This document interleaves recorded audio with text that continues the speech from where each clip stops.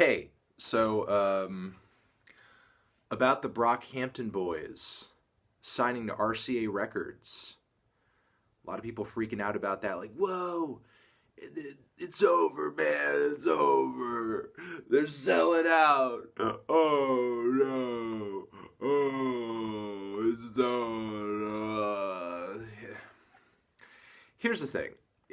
I'm not particularly worried about it.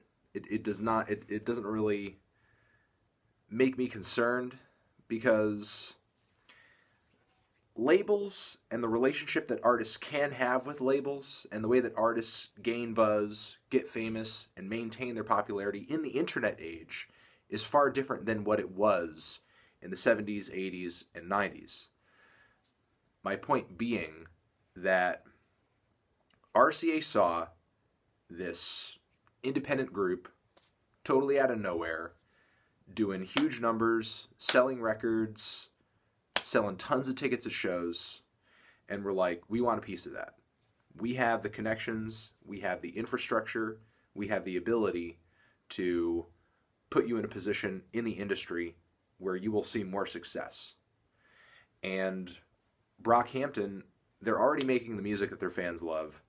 They already did most of the legwork that typically back in the day, some leg of a PR company would have done.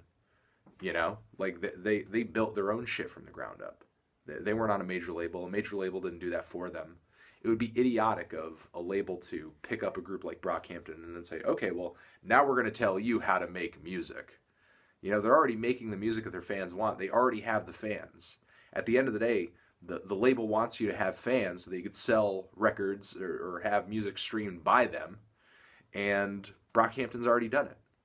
And Brockhampton is at a point where, yeah, they are independent, but they are they're just on the breach of getting like mainstream acclaim, mainstream attention. They're just on the cusp of getting to that level. They're not quite there yet, but they're just on the cusp of getting to that. And when you get to that point as an independent group, that's a lot to manage. That's a lot to manage for an independent group. You need to hire more people, bring on more people. You need somebody kind of making sense of all that chaos. And a label can do that. A label can do that for you. It's just a matter of whether or not, they're doing it for the right price. Because obviously everything is going to come at a percentage. Now, another reason that I'm not worried is that I trust that they would not have gone into a label deal, especially a label deal with RCA. Like, no millennial looks at a deal with RCA and is like, whoa, you signed with RCA? Like, there are probably multiple teenagers who woke up that day and were like, what the fuck's a RCA? But I don't think they would have signed a deal with anybody were it bad, because Brockhampton didn't need to sign with anybody if they didn't need to. Like, they already had the fans, they already had the tours, they already had the listeners. I imagine they would have only gone into a label deal were it going to be beneficial for them and their craft. Because knowing what we know of them up until this point, their sound, their style, their just trademark everything, I can't imagine that they would trade that off just for a label to control it, destroy it, and then in the next 2 years, like, they're shit out of luck and they don't have any money.